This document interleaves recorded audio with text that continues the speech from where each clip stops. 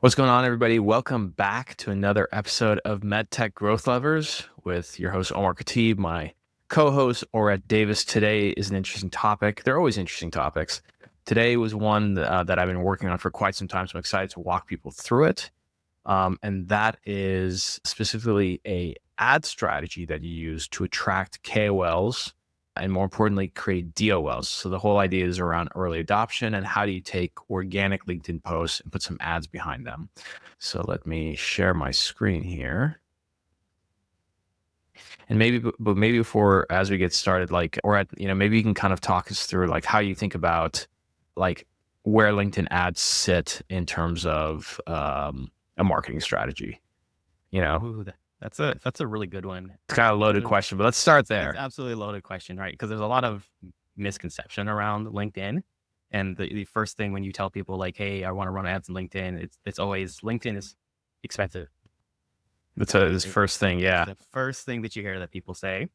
But the counter to that is like LinkedIn is the only platform where you can explicitly target and narrow down your ideal customer profile, right? Role, title, time and position, company size, location. You just can't get that on any other platform, Facebook, Google. So LinkedIn's the only platform that really offers that, right? And the other great thing as well too is the exclusions based off of those factors, right? So, hey, I only want to target people that, have 500 or 1,000 or 10,000 plus employees that have visited some landing pages that have taken XYZ action.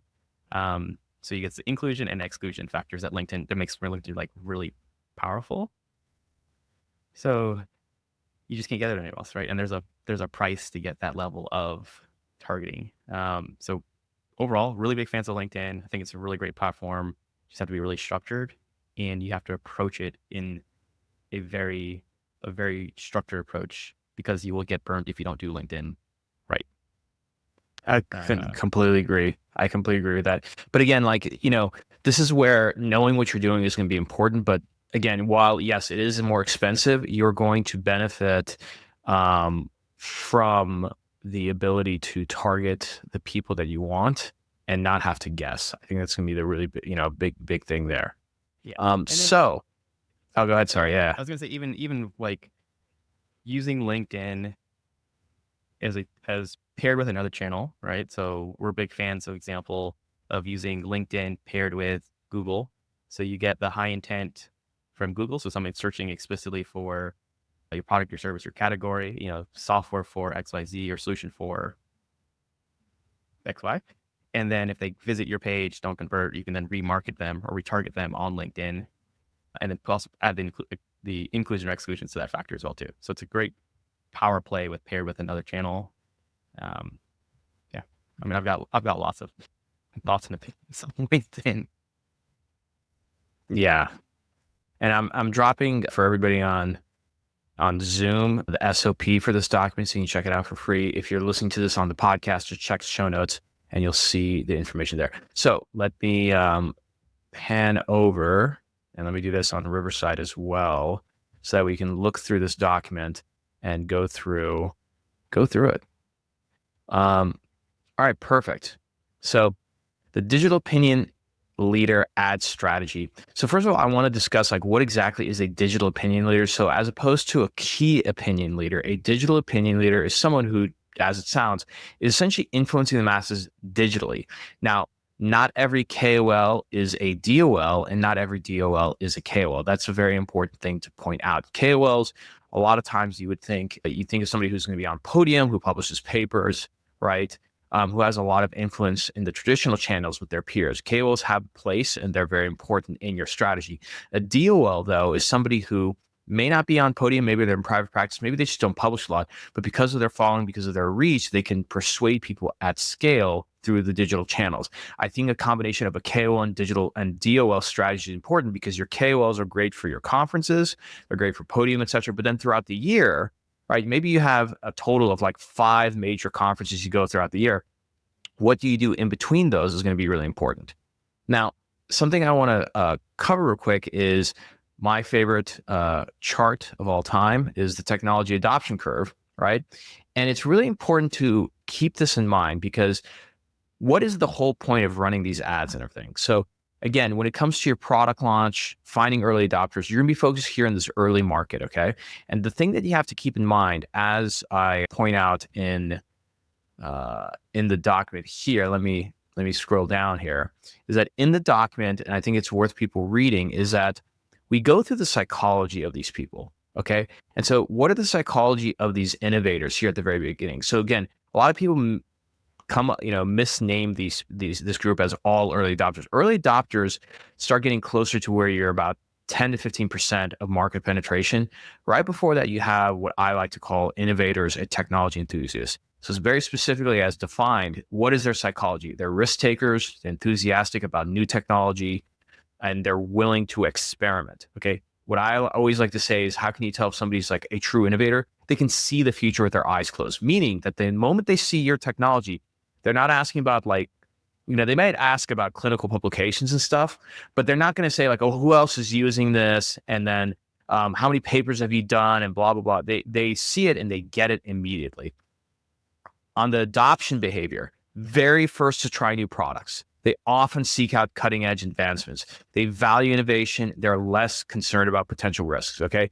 These people, I also like to say, have a very high tolerance for pain, in the sense that they're not afraid to try new things and be embarrassed or things to go wrong. Right. A lot of times people see a key opinion leader and they're like, oh, that's a great early adopter because they adopted the Da Vinci system like 10 years ago. A lot of times you have to think about it, at a certain point, a KOL has developed so much brand identity that they're not willing to risk that on your little startup. Okay. And then in the context of like physicians, okay, always eager to try new technology out as soon as it becomes available without needing to see initial success. That's super important, right? And so how do you create that signal to noise, right? Again, as you can tell from this chart here, or actually, hold on, wrong chart. Wrong chart, different color. These people who are innovators or tech enthusiasts, there's not a lot of them. So this is the key here, is that like you're in a race against time to find these people. So even if you hire a sales team of 10, 20, 50 people, those people are going to have their own biases. They're not going to shortcut your way to these people. This is where digital marketing is going to help you scale. Now, anytime you have a new technology that comes to market, there's always going to be this hype cycle goes through in terms of its visibility. New technology comes out, depending on how you promote it, it becomes very, very visible, right? And then the last thing is, again, not applicable to everybody. If you're a J&J or Medtronic, it's very rare that they're creating a new category. It's usually a startup. But a lot of times you have a new category, something that's so new and such a blue ocean that you don't have much of a market to begin with. So when you combine all these three things together, you have this chart where it overlays perfectly. And the main key here is, if you look at the early market, the whole key here is, how do you leverage network effects on social media through paid ads, through organic content, to create a very strong signal to noise, engineer a new market, and more importantly, when you create this strong signal to noise, that becomes a way to shortcut yourself to finding these tech enthusiasts, or more importantly, having them find you. Okay, so what does this all look like? Okay. Now, in this document, we go into a lot of details. The most important thing that I wanted to point out is that when you find, and let me stop sharing here for 1 second, or I'll continue talking for a second over this. Who is going to fit the key? The look of a great digital opinion leader. Always think about somebody who's enthusiastic about the technology. And again, let's go back to adoption behavior here, because picking the person is super important. Okay. So here we go. There are risk takers. And I want to contrast this for a second. And your innovator, this is the kind of person who's going to create that post, versus what's an early adopter. An early adopter is somebody who's going to be a visionary, opinion leader, comfortable with change, willing to embrace new technologies. Okay. They adopt new things after seeing initial success and benefits. Okay. So this is not going to be your ideal person most of the time. The person you want is a true technology enthusiast and an innovator, somebody who's willing to take the risk. Because think about it, creating a social media post and putting it out there, that's a big risk. Not everybody's going to be okay with that. So you need to identify this person early on. A lot of times what I like to say is, if you look at their adoption behavior or their social media content earlier on, they're a good fit. So I'm going to look at Henry Merkley for a second, who is an example of the ad strategy that we did. We did this with Moon Surgical. If we go all the way back in some of his content, this is, he's very prolific at posting now. But earlier on, see, this is the post that we originally did. But if you look at before this post, you'll see indicators are like, hey, this guy might be the right fit, because what we notice is that, hey, like, he's actually sharing content. He's posting a little bit. It's not his content, but he's sharing things. Okay. So that was the first indicator. The second thing is that we went and talked to him and said, hey, we want to copyright a post for you. Okay. And have you post it. That it's very important. You do not allow your adopter or whoever's going to post to just write whatever they want and post it. This is the reason why, is that you want to be able to design a post based on this content funnel. Okay. Specifically is that you want to write a scroll stopping hook, a curiosity generating promise. This has to be engineered so that organic post, once somebody looks at it, there's a high likelihood that they're going to engage. And so if you look at the post that we designed for Dr. Merkley, starting from over here, as a bariatric surgeon, I've been looking for a technology that can improve my practice. Here's why I adopted Moon Surgical's Maestro system. And then we put the emoji pointing down. If we gave this to him, no offense to him, but any surgeon, they would not know how to copyright this. And so this by itself is enough to get somebody to stop scrolling, because you see a identifier such as a bariatric surgeon, right? So the word bariatric surgeon is there in the very first line. And then you have a arrow pointing down to get somebody to click to see more. This is super important. Okay. Now, once they post this kind of a post organically on their LinkedIn, give it about 72 hours. That's what, the LinkedIn algorithm is going to do its thing with it. You can see what results you get. Now, this is the part that becomes interesting, which is how do we start putting more momentum behind this post? Because the whole key is, how do we take an innovator who's in the early market, have them post something about them using a product as a signal to attract other people who, again, when they see this photo of the product or whatever you're promoting, that person gets and is like, yeah, this is something that I'd be interested in. Okay. So once it's posted, what you want to do, and I make this very easy, there's two ways of doing this. We outline this in the document. One is you can do you gotta help me here. What's the name of the ad? It's a new ad feature where you select somebody.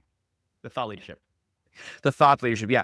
So the only thing about that is that sometimes it does not work. So one is that, at least on my end, the person has had to have tagged your company, right? And sometimes it just doesn't come up. Seems to not work. I've looked at different accounts. Some of them I find it, sometimes I don't. The easier way is, once this is posted, you take a screenshot of the post, okay, and post it as an image. And the reason why is because when somebody sees this post on LinkedIn, yes, it's going to show that the company's promoting it, but overall it's going to look like an actual post. When you click it, it'll take them to the organic post. This is very important for marketers, okay?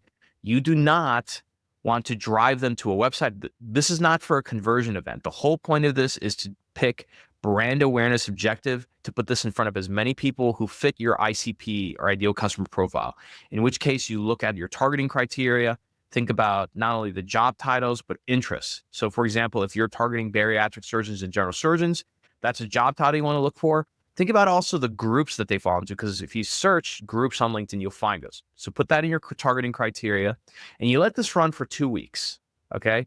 It's a very good spend on budget, very good timeline. Okay, you can let this run for a month. But the key here is that, since you're putting paid ad money behind something and you're driving traffic to a post, when this post was originally done, we had about, I think, 20 or 30 people who engaged with the post. There's up to 60 now. Okay. And the reason why is that the LinkedIn algorithm will see that more people are spending time on this post, they're engaging with it. There's more social proof behind it. So then they start putting it in front of more people. Okay. And then what you have to do, whether it's you or your sales team, is look and monitor the likes. So when you look at the likes, think of it like this: as a conversion event, it's a lot of friction to get somebody to click a link, go to your website, fill out a form, get a demo, because now they're committing time and everything. Very easy for somebody to commit to a like. We want to go up funnel to where the intent is not as strong. Because think about this: if you want strong intention, it requires a lot of money, a lot of marketing, etc. We want to get to the point where it's like we have an idea of somebody who might be interested in this, and you monitor these likes, and then you can see there's surgeons who have liked this post. In which case, you can go outbound to them and say, "Hey, notice you like Dr. So-and-so's post. We'd love to send you more information," or you just send them a video recording of your demo. That way you get them into funnel. So let me stop there. I talked a lot. Let me get your take and thoughts.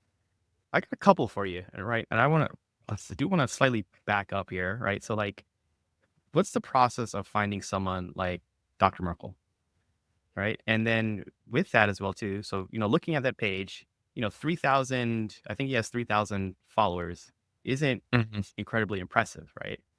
Yeah. You look at other influencers, they've got 10,000, 50,000, 100,000 plus, right? And you would think I need to go for someone that has that level of followers. But in this case, he's got 3,000. Like why that? So a couple of reasons. That's a great question. There's a couple of reasons you want somebody who doesn't have much of a following. Number one, most often than not, and again, I'm generalizing here, they're going to be a little bit easier to work with, right? Because this is new for them, so they're going to be more open to your suggestions, more open to the idea that you're going to copyright for them, etc. The other side of it is that I have no way of proving this, but if you think about how social media works, let's just say specifically in LinkedIn. LinkedIn is incentivized to get people addicted to the platform, just like every social platform. If somebody has tens of thousands of followers, everything, they've been making content and everything. So the likelihood that the LinkedIn algorithm is going to take a piece of content and put it in front of more people, it's possible. But if they're a new account, they're just starting to grow and everything. The LinkedIn algorithm wants to push that in front of more people so that it could nurture that person's audience, get those people more interested in that person's content, and also give a little bit of a dopamine hit to that content creator so that they create more content. And so I always tell companies, whether it's a B2B company or a B2C, you're better off finding 3 to 5 micro influencers, right? Versus just one big influencer, because you don't know how people are going to take that kind of a post from, let's say, a very large account. It becomes a little bit more obvious versus when it looks a lot more organic and natural from a smaller account. I believe it's a lot more better. It's a lot more influential, right? And the key here is that what you want to find is the ideal scenario is you have more than one person who can do this. You can do this with. You want to kind of test and say, hey, who is currently a potential KOL in the making, and who's going to sort of move upstream? Because a lot of times the people you use in this early part of the technology adoption curve to attract innovators, they're not going to be your people that you're using to promote your product when you hit the mainstream market. A lot of times those things change. Your company changes, the CEO changes, right? If you think about if you think about most companies, most management teams, they're very different from the early market to the mainstream market. It's the same thing with your customers and your key opinion leaders. The people that love your company and promote at the beginning, they're going to drop off. They'll probably use your product, but you're not going to be involved with them anymore, because when you're hitting the mainstream market, you're not taking their calls for product requests and features and everything. And that's the kind of thing that these innovators love, is that they love the new thing, they love the startup environment, etc. So that's my take on it. So I'll give a slightly different angle on this. And so something, you talk, we're looking at digital opinion leaders. It's really just another word for influencer. And Yep. we're also talking now about like micro influencers, right? So someone that has a smaller following, but there's something to be said about having a niche audience that's like highly engaged or like highly specific towards your target product, service, or category. And my take on this is like, do the follower audit. Like there's ways on LinkedIn, other tools to see followers of the followers basically, and to see and confirm that, hey, Dr. Merkel is a lot of surgeons or CEOs or sales leaders are all following this person. They all match the titles that we want to go after as well too. And using that as a means to say, hey, you know what? They only have 3 or 5,000 followers, but those are 3 or 5,000 followers that match our exact ICP versus say a larger influencer on LinkedIn is likely to have a lot more broader general audience, right? That could be all scattered all over the place. versus them, they probably have it very specific to your target industries. Right. So that's kind of my take on it is like, don't need Yeah, necessarily massive following. What you need is a targeted following of their followers. exactly. Of your Yeah, that's followers. exactly right. And here's the key. Here's the key as well is that you want that person to manually and also through scale shortcut your way to finding more people just like them. Yep. And so as if you look at Dr. Merkley's content again, and I do want to comment real quick just about the image that we used. It's very important when you do these images. Number one, um, even though he's off center, the key focal point of this image is him. It's not the product. There's a reason why we took this photo. We didn't take it from the other side where we can show the whole robotic system, all these things. We took it from this side because it's highlighting Dr. Merkley, right? Because we want to make the user the hero, not the technology. That's number one. The second thing is always drop these things into Canva or Instagram or whatever photo editor you want. Brighten the image up, create a little bit of contrast. Because again, when you're scrolling, you do want to stop the scroll. And the last thing I wanted to touch on is go ahead and do your research. I use omnicreator.club, shameless plug. That's a company I co-founded, but that's a software tool that we use for not only posting, but there is a feature on there that you can do hashtag research. And so we always go with the rule of thumb of 3 to 9 hashtags. Some large hashtags like medtech, medical devices, and then some more niche ones. Like in this case, we use general surgery, robotic surgery, etc. Now we have that out of the way. The idea is that you want to incentivize this person to get in the habit of posting this content. So now if we scroll up, we start seeing Dr. Merkley posting a little bit more. He's sharing, but then we get to a point where he starts putting his own content. I think this just happened quite recently. Here we go. Like putting more of user generated content. Okay. So this one got 130 likes. Okay. So again, if we look at this organic user content, we can scroll through. I've already seen a couple of surgeons just scrolling through this. Now you can start seeing which doctors are actually engaged with this content, meaning they're influenced by him, right? If we scroll up a little bit more, I think there's another product post. Here's another one. Okay, again, 129 likes. Like for his level of, like again, for 3,000 followers, that's a good amount of engagement. Okay, so if you scroll through these, what you want to do, and again, this is something that's manual, but it works, is to start saying, okay, what surgeons do we see starting to engage with his content? Because then if this person is an advisor to you, they work very closely with your company, then you can say, hey, do you mind making an intro to this physician? We've noticed that this physician's liked your stuff, because now you're sure you don't have to guess who's going to be persuasive, right?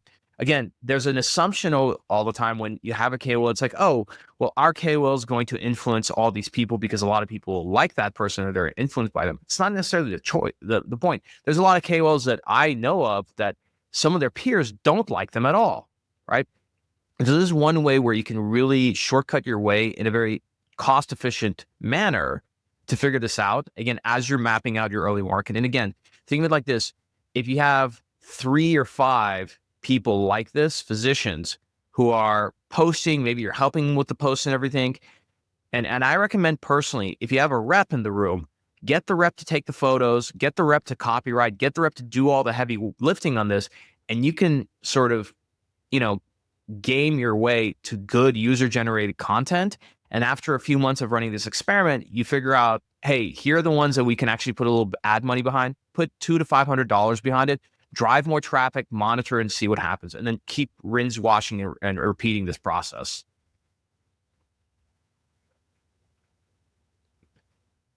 So, any other thoughts before we move on? And actually, let me go to the document here real quick. There's one other thing I do want to point out, which is when you do your targeting, okay, on LinkedIn, the moment, so again, in this case, we use general surgeon. When you type in your first job title on the targeting, there's going to be suggested job titles. There is a temptation for every marketer to be like, oh, I'm going to select all of these. Do not do that. Because think of it like this. When you select surgeon, doctor, and everything, your targeting criteria is going to jump by a lot. So you'll go from like a few thousand people targeted to like millions. You do not want that. You want to keep your targeting relatively low. It needs to be over 20,000. And even if it's under 20,000, that's fine. But again, it's better to be focused than to be too broad. And once you add those job titles, so in this case, we have general surgeon, medical doctor, surgeon, general surgery resident. To narrow it down, because medical doctor is a very broad category, we add some industries. So again, medical practices, hospitals, healthcare, higher education. Okay. And then you can narrow it further by adding specific groups, right? So bariatric surgery, et cetera. And I always make sure that you, for some reason, even if you have it narrow like this, somehow the LinkedIn algorithm will put it in front of the wrong people.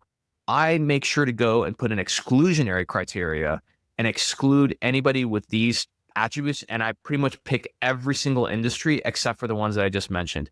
I do want to point out though, the obvious industries for doctors on LinkedIn are medical practices, hospitals, healthcare, and hospitals.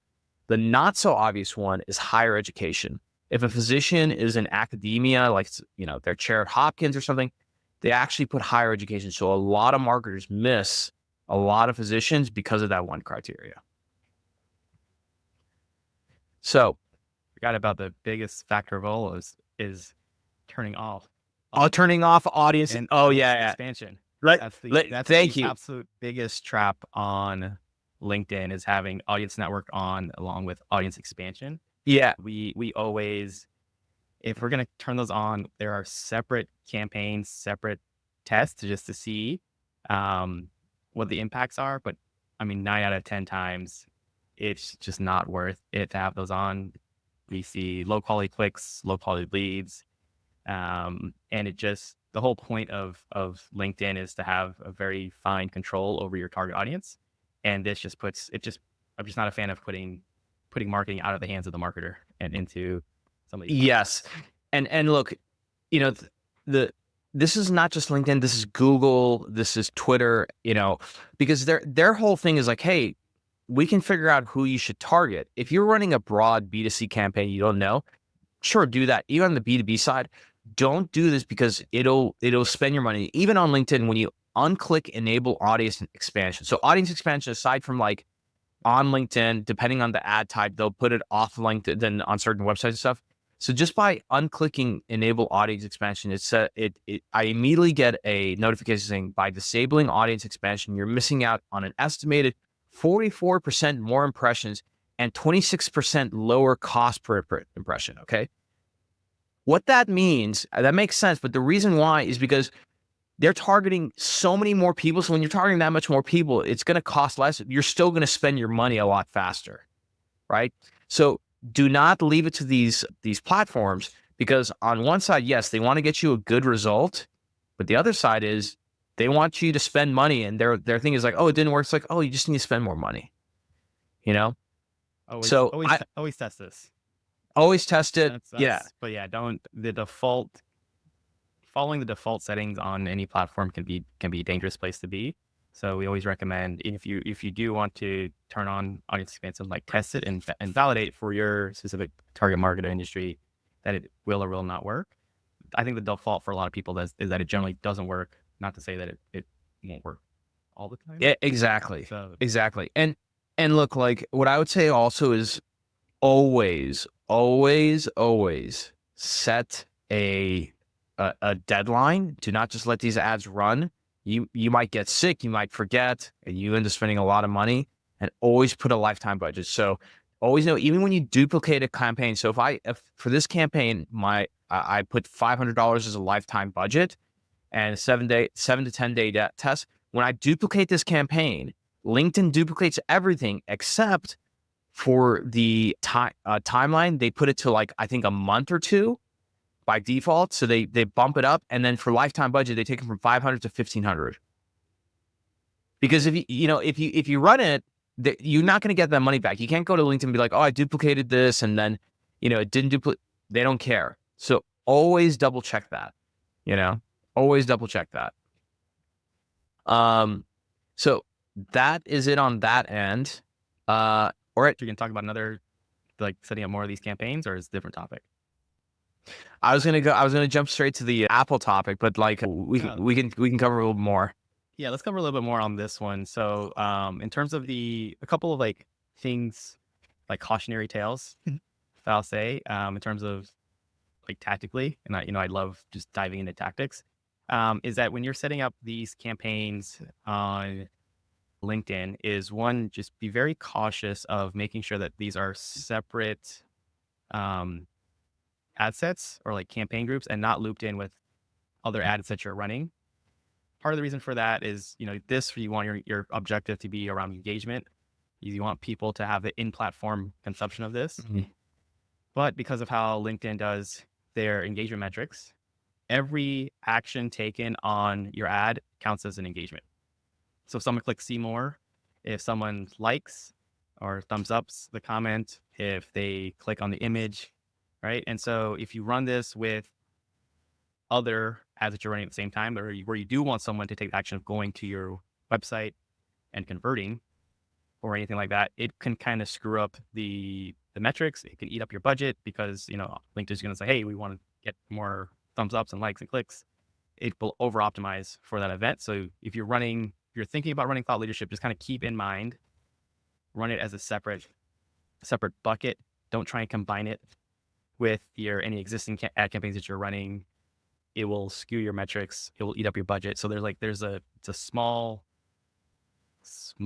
thing to keep in mind, but it can have like major downstream impacts for you when running these types of campaigns.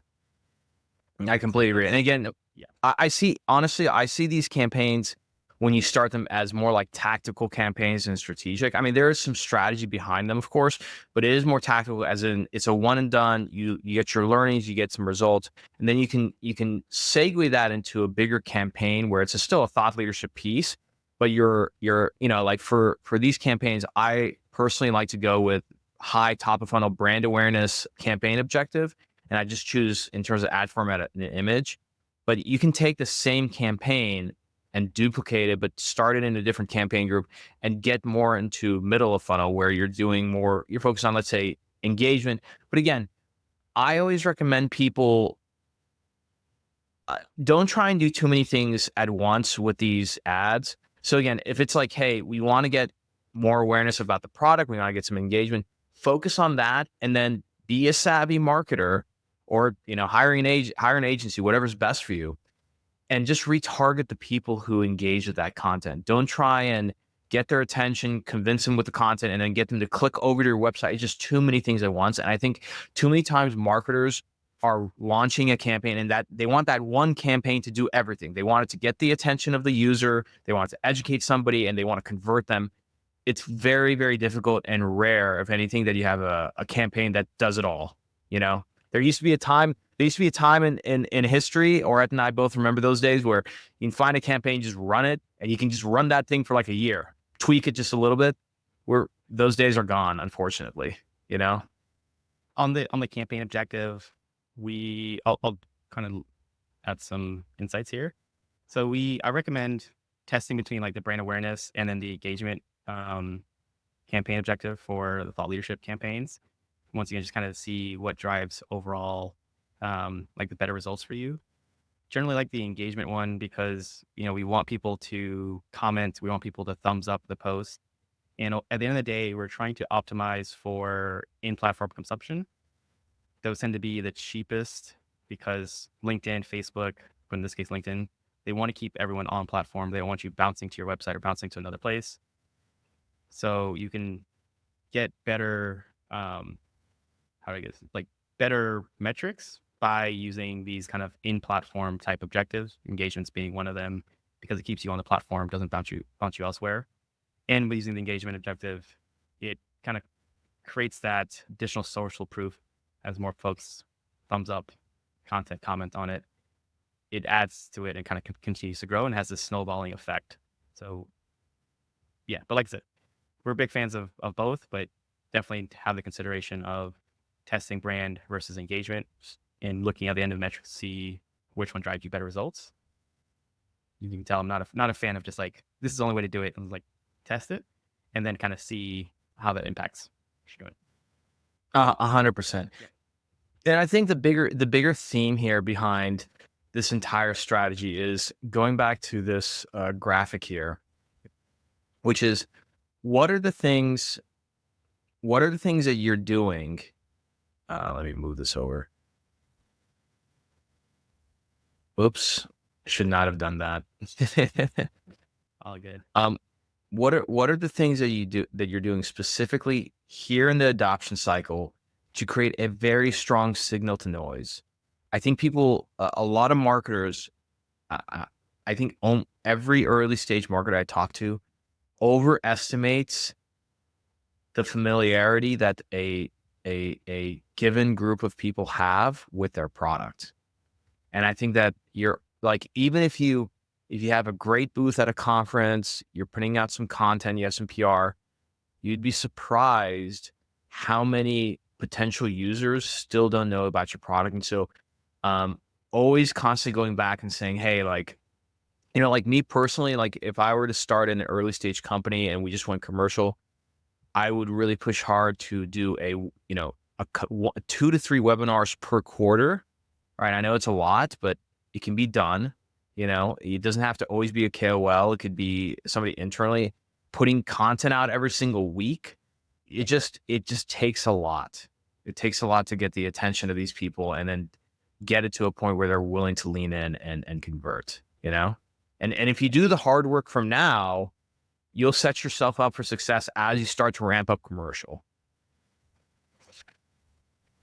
Founder-led content, right? That's what we want to see. Founder-led content. Yeah. Founder-led content is always good. But user-generated content, I know there's this Paul Graham about this whole thing about founder mode.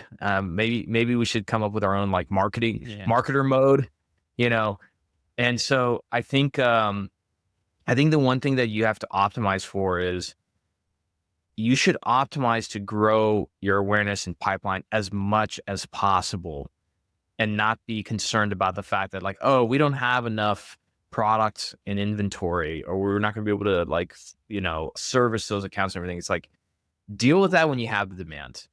The problem that people, they make the mistake of dealing with is worrying about the supply first and not worrying about the demand. Get as much demand as you possibly can, and then you can worry about like how you're going to service them, supply, etc. Because attention is finite, and just because you're able to engage a lead in a moment in time doesn't mean that opportunity is going to exist in the future.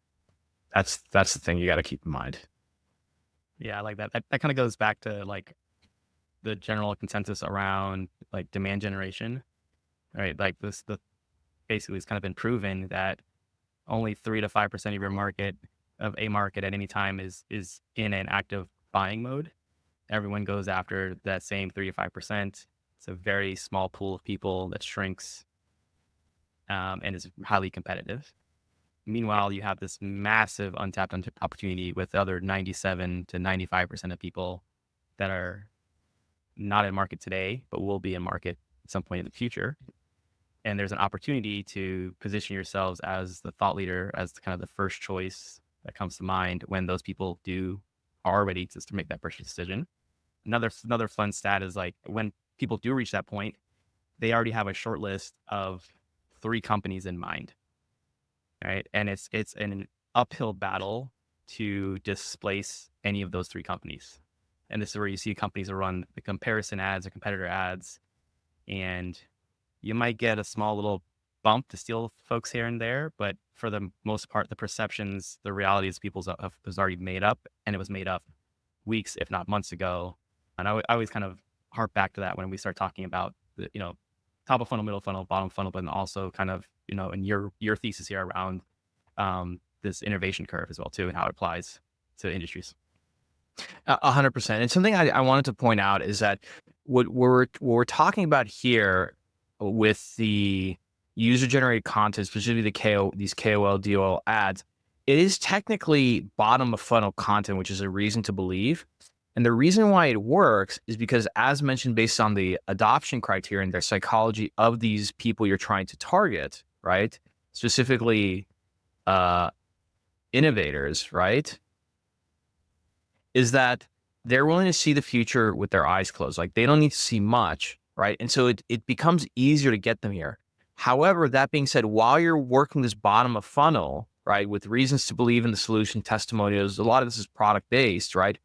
You have to simultaneously work the top of your funnel on non-branded content, educating people about the problem you solve and everything, because the entire adoption curve starts and lives up here first. And I think a lot of mistakes that people make is to assume that, oh, this is where we should focus, is like right down here. This is where everything is. In reality, it really looks like this, where you're trying to build a strong top of funnel to just capture more and more of these people, right? And if we expand this adoption curve here, let me just go to right here. I mean, it's maybe not to scale. Not everybody's going to fit in your middle and bottom of funnel. You're going to miss some people out, but your top of funnel is at least going to engage these people. And for the time being, find a way to filter them down through. That's the thing that I always try and like tell people is like, hey, look, if you build strong top of funnel awareness, both in person and digitally, there's going to be a level of awareness with those people. So at some point, we start strengthening your middle and bottom of funnel with more testimonials, reasons to believe in everything. It serves as a way of throughput to pull them through into a conversion event. Versus what I always see is that these companies, they just focus on building this, and you can have a middle and bottom of funnel that's like this with all kinds of testimonials and product features and everything, and they keep opening this more and more, and they're like, man, why are we not converting? The reason why is because you're dealing with a low level of market awareness and assuming that just by expanding your middle and bottom of funnel content and strategy, that's going to be strong enough to pull them through. It can happen sometimes, but it's rare. It really is. And you end up spending a lot of money and time, you know?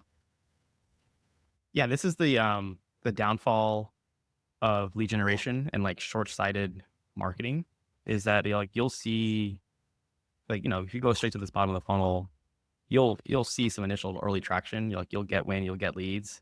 Things will look great. You might chug along in this phase for, a few months, 3, 6 months, sometimes a year, all kind of chugging on this phase. But then eventually you start slowly seeing your cost per leads increase. You start seeing your conversion rates go down, close rates and everything. But it's such a slow, gradual thing, but it's like a very slow march to the death of your lead gen process, right? And so, huge mistake that we always see companies make. Things look great early on, and then they fall flat a few months or quarter plus later because they only focus on this phase and nothing on the top of the funnel awareness, storytelling, middle of the funnel. Exactly. And again, this is the dangerous part about this, and I want to point out something that Orit said, is that you can focus on building this strong middle and bottom of funnel, and like at some point, like you're gonna get lucky, like you'll get lucky. Like for example, it happens because keep in mind, this is not a cookie cutter thing. Human psychology, especially market sophistication, is different today. I had and if I think of my Mount Rushmore of digital marketers, Neil Patel is on there. Neil Patel was on my show last week, and I asked him about a lot of strategies and ads and SEO and everything. And he said, yeah, it looked like a lot of these strategies and tactics that were used 10, 15 years ago still work today. The problem is that it's not that they're outdated strategies. It's the fact that you have way more competition, way more. And so the thing I also want to point out is that sometimes you might end up with something from mid mainstream market, and you get them to convert down here, and people think like, oh, like now we got that one, like we can just keep building, and it's a mistake, because there's all kinds of reasons why people adopt, and I think by if you allow these kind of things to skew you and you don't follow the process of being disciplined and saying, hey, great, our product stuff is resonating, we've got some wins, we've got some people in pipeline, we still got to build this top of funnel. You have to be disciplined about that. As a marketer, it's very easy to get focused on what's working really, really well, because eventually what's working well now is going to stop working. And when it stops working, I don't see people saying, hey, we gotta go and spend the time to build this top of funnel stuff or other things, because that takes time. And because it takes time, it's like, no, let's just keep building more of this bottom funnel stuff. Like, let's just do a different angle, right? Like the one thing I would say is like, when you think about conversions, there's this concept of like when you're building conversions on a landing page, if you, let's say you have a conversion of 5% and you're like, we want to like triple that. Tripling it isn't going to come down to like, oh, let me change the color of the page. Let me make it shorter. Let me do this and everything. It's going to be something like radically different. Like, for example, if you're sending somebody to a landing page and it's a, let's say it's a 5-minute webinar, a 5-minute video sales letter, the radical change is, hey, maybe we need to duplicate this page. Instead of a 5-minute video, it's just going to be images of the slide deck. And it's going to be long form and with a book of demo at the end, like radically different things. So again, when this stops working, right, and we're down here and this middle funnel stuff stops working and you have to start doing other things, a lot of marketers, in my opinion, don't do these other things because they realize like, oh, I'm not going to be able to accomplish that within a quarter. And because of that timeline, the pressure from the board and the commercial community, then you start doing all this stuff. This is where, Orad and I, we talk about this all the time. This is where the lead gen stuff gets out of control. Cause it's like, oh, like I can just put money into this machine and like, it'll spit something out at some point. Let me just keep putting money in and like tweaking these little things. And you're just like running yourself in circles. Yeah, this is where companies scramble to find something, to find the next thing that's going to work. And you'll see this when like they miss their monthly and quarterly goals, right? And it kind of starts this death spiral loop. You know, hey, let's put more money into ads. Things get more expensive. Ads are not working. Like, what else can we do?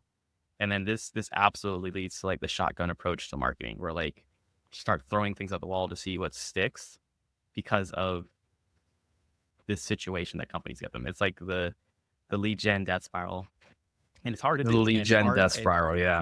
It's hard to pull yourself out of this because, like you said, you have to go all the way back up the funnel and basically restructure how you do marketing and re-educate the team and leadership how you do marketing and really emphasize, hey, we have to do these pieces that further educate and bring our target customers or target prospects through the journey of what it's like to use our product, why they need it, the success stories, the proof cases, and build that story up. But it takes time and doesn't produce immediate results. And this is the biggest kicker, you won't always get direct attribution to the activities that you're doing. Right. And so it's like this trifecta that kind of spawns this spiral. And it all really stems from people just only focusing bottom funnel, only doing lead gen. And it just goes on from there. Not a fun, it's a terrible place to be in. I've been there before as a marketer several times. Very hard for a marketer to get out of that situation. Very hard for companies to get out of the situation. Not impossible. It just takes time and a shifted mindset to do so. No, 100%. And like, again, just to point this out, and we'll kind of wrap up on this before we get into Q&A, is like, you know, Orad went through this document of his on the different levels of awareness, but more importantly, like all the different pieces you need, right? So if we just look at, I think, here we go. If we just look at top of funnel, right, in terms of, you know, potential pieces of content you need, like this is just top of funnel stuff, right? Yeah. So all these things take time to build out. And so again, it's okay to run the strategy that we talked about, right? Where, sure, you know, you're focused down here in the bottom of the funnel by running a KOL ad strategy because, you know, you're like, hey, we need to get people who just get it. We don't have to educate them. They just need to get it because they're going to be great adopters. That's fine. But simultaneously, you have to be disciplined. And again, shameless plug, but like, look, I used Orad and his agency for a long time when I was a marketer. Now I have my own agency. We work with companies on this. This is why it's important to have agency partners, because as a marketer, even of a team of 3 and 5, you're busy with so many things. You need somebody else to hold you accountable to doing this stuff. Me personally, one thing I've noticed, and again, I have an agency myself, I still have marketers helping me, is when you work with third-party partners, they almost serve as like a career business coach in the sense that They make sure that you're disciplined to stay on track with these other things that are not going to produce a result right away, but you have to do them because it takes time to do. So I know we kind of like, we're probably going to run out of time. So I don't know if you want to talk about the AirPods thing real quick. You want to just cover that real quick? Yeah, we can chat about this. So Apple had their annual Apple event. Was it yesterday or the day before? And I thought this is so interesting, that the announcement of the updates that they're having to the AirPods Pro 2, which I'm literally wearing right now. And the new feature on this is like they're going to roll out a hearing test and basically have hearing aids built into this device, right? And you don't need to go out and buy new AirPod Pros 2s or anything like that. It's just an over-the-air update. You literally just do the hearing test right on your phone, and then it will adopt the hearing aid or the hearing device to kind of meet your individual need. Which I thought this is look at this fascinating. Look at the message: a clinical grade hearing aid. Now, it's just hearing aid, clinical grade. Yeah. So, and you got to imagine that like there are probably dozens of startups that saw this and like, oh my God, what are we going to do? Apple's now in our territory. But I find it fascinating, this hardware product, that kind of the consumer product now becoming like a prosumer product and becoming basically a clinical product. And so who knows what's next, right? Yeah, I completely agree. And I'm trying to think, I'm trying to look it up, but I know there's some specific hearing aid companies. I just wonder if they're public. Here we go. Yeah. I just want to look. I mean, while we're talking, Eargo is one of them, but I don't know. Is there? Oh no, Eargo is no longer publicly traded. Okay, never mind. And darn it. I would imagine this is not going to completely replace hearing aids, but at the same time, there's got to be a dent that's going to happen from Apple doing something like this, and probably more than totally. Oh, totally. Yeah, it looks like there's no public stock on these things, but yeah, I did think it was very interesting.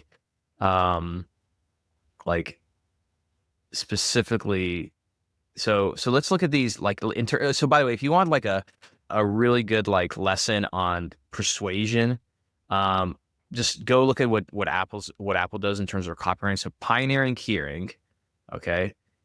Take a hearing test at home, okay? That's a big one. And then they get straight to some features and then a clinical grade hearing aid. So it's interesting. I think I don't know about Europe, but I think it's a really interesting time to be in our industry, just because, all these large companies in tech and everything, they're moving into healthcare space. So I think it's a great time to be a marketer. There's a lot of opportunity, a lot of competition too. So between that, AI, pretty interesting time.